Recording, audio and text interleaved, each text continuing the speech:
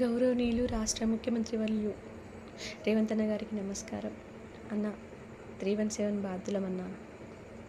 గత ప్రభుత్వం నిరంకుశంగా తీసుకొచ్చినటువంటి 317 జీవో వల్ల స్థానికత కోల్పోయినటువంటి ఉద్యోగ ఉపాధ్యాయ కుటుంబాలలో నెలకొన్నటువంటి సంక్షోభం, నైరాశ్యం, విధ్వంసం మీకు తెలియనివి కాదన్న.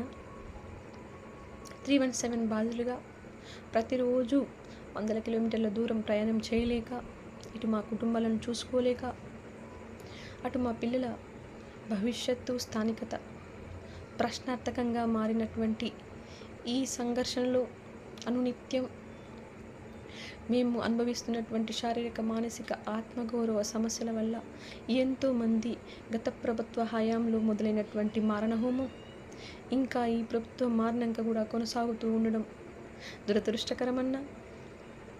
గత ప్రభుత్వ హయాంలో స్థానికత మా జన్మ హక్కు అంటూ 317 జీవోను వెంటనే రద్దు చేయాలంటూ మేము ఉద్యమించిన సమయంలో మీరు మాకు అందించినటువంటి చేయూత, తోడ్పాటు, మీరు కల్పించినటువంటి ఆత్మస్థైర్యము మరవలేనివన్న.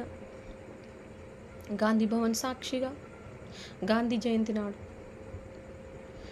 కాంగ్రెస్ ప్రభుత్వం ఏర్పడినటువంటి 48 గంటల్లోగా 317 జీవో వల్ల ఏర్పడినటువంటి సమస్యలను పరిష్కరిస్తామంటూ మీరు ఇచ్చినటువంటి స్పష్టమైన హామీ నెరవేరాలని గత 6 నెలలుగా 1000 కళ్ళతో ఎదురు చూస్తూనే ఉన్నామన్నా.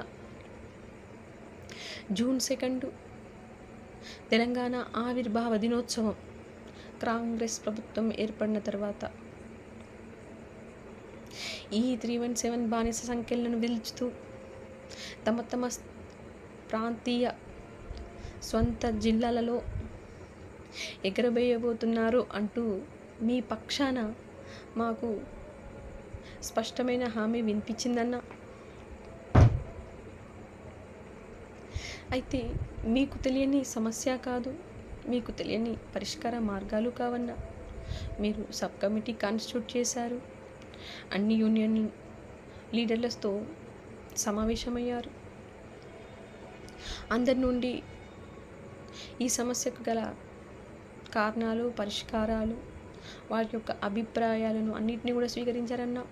ఆన్లైన్ పోర్టల్ అన్నారు, అది ఇంకా దాని పట్ల ఏం స్పష్టత తెలియట్లేదన్న. అన్న, మీరేం చేస్తారో మాకు తెలియదన్న. ఈ విద్యా సంవత్సరం మొదలవడానికి ముందే జనరల్ బదిలీలు చేపట్టక ముందే మమ్మల్ని మా స్వంత జిల్లాలకు చేర్చుతూ, అది ఏ విధంగా చేరుస్తారన్నది మీ ఇష్టమన్నా. మీరు తలుచుకుంటే క్షణాలలో చేయొచ్చన్నా.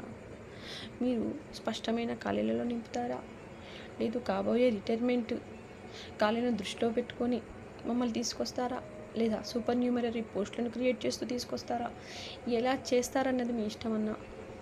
మమ్మల్ని మా స్వంత జిల్లాలకు చేర్చుతూ మేము కోల్పోయినటువంటి ఆత్మగౌరవాన్ని, అస్తిత్వాన్ని మాకు కల్పిస్తూ కూలిన తెలంగాణ పునాదులను పునర్నిర్మించి ఆత్మగౌరవాన్ని చేకూర్చాలని మేము మనస్ఫూర్తిగా ఆకాంక్షిస్తున్నామన్నా.